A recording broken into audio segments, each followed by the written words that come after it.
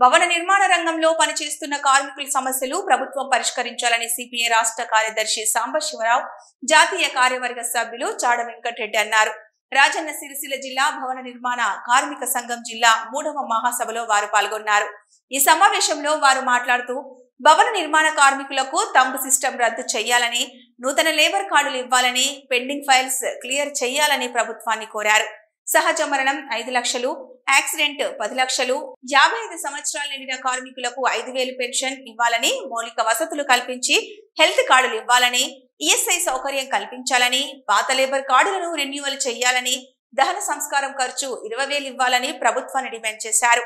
ఈ సమావేశంలో రాష్ట్ర ఏఐటియుసి ప్రధాన కార్యదర్శి బాలరాజు, మారగొండి ప్రవీణ్ కుమార్, గుంటి వేణు, గాజుల పోసెట్టి, జిల్లా ప్రధాన కార్యదర్శి కడారి రాములు, ఏఐటియుసి జిల్లా అధ్యక్షులు అజ్జా వేణు తదితరులు పాల్గొన్నారు. అదే విధంగా తమరు కూడా ఎక్కడన్నా నిర్మాణ సంఘం బలపరచడానికి కూడా అవకాశం ఉన్నది కాబట్టి అందరు కూడా రాష్ట్ర నాయకత్వం కూడా సహకరించాలని కోరుతా ఉన్నాం. ప్రదర్శితం అయిపోయింది. ఈ ప్రభుత్వం అనేది మర్చిపోయే దశ వచ్చేసింది.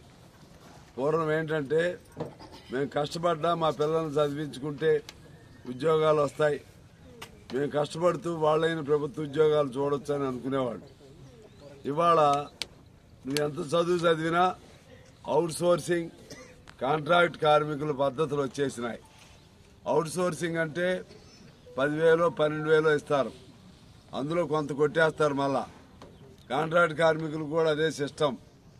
ఈ విధమైన పద్ధతుల వలన అంతకుముందు ఒకరికి వచ్చే జీతం ఇప్పుడు 4గురికి 5గురికి ఇచ్చి శ్రమ దోపిడీ చేస్తున్నారు. అందువలన ఇవాళ మీరు ఇంకా వాళ్ళతో పోల్చుకుంటే జాగ్రత్తగా పని చేసుకుంటే, మీరు స్వచ్ఛందంగా పనిచేసుకుంటే మీకు చాలా వాళ్ళందరికంటే కూడా మీరే ప్రభుత్వ ఉద్యోగుల లెక్క ఉండొచ్చు. నేను చాలా చోట్ల చూశాను. జాగ్రత్తగా చెడు అలవాట్లు లేకుండా భవన నిర్మాణ పని అంటే మేస్త్రులుగా పనిచేసేవాళ్ళు బాగా గవర్నమెంట్ ఉద్యోగస్తుల కంటే కూడా బాగా డెవలప్ అయ్యారు లేదా? ఇక్కడ కూడా అయి ఉంటారు. అంటే మంచిగా ఇల్లు కట్టించుకున్నారు, పిల్లల్ని చదివించుకుంటున్నారు. ఉద్యోగాలు రాకపోతే అమెరికా పంపిస్తున్నారు. సరే, ఇప్పుడు అమెరికా కూడా ఇబ్బంది వచ్చేసింది, ఇంకో చోటకి పంపిస్తారు. చదువు అంటూ ఉంటే ఎక్కడో చోట. ఆ విధంగా నేను మిమ్మల్ని కోరేది ఏంటంటే, ఇక ఎవరో రావాలి ఏదో ఇస్తారని ఎదురు చూడకుండా మీ కాళ్ళపైన మీరు నిలబడాలి. ఇప్పుడు మీరు ఇది ఎలా సంపాదించారో ఆ పద్ధతుల్లో నిలబడాలంటే మీరు కష్టపడి ఆ కష్టానికి తగ్గ ప్రతిఫలం సంపాదించుకుంటూ చెడు అలవాట్లు లేకుండా